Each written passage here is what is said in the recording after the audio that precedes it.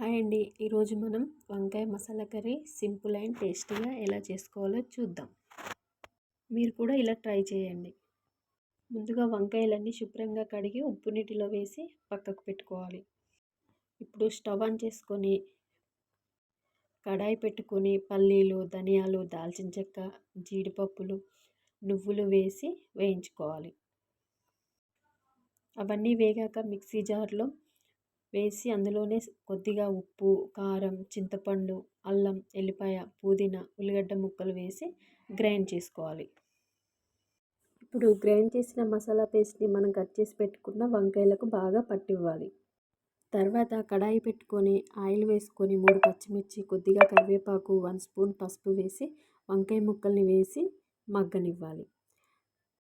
తర్వాత మనం రెడీ చేసి పెట్టుకున్న మసాలా అంతటిని వంకాయ ముక్కల్లో వేసి 2 గ్లాసుల నీళ్ళు పోసి కలిపి ఉడకనివ్వాలి.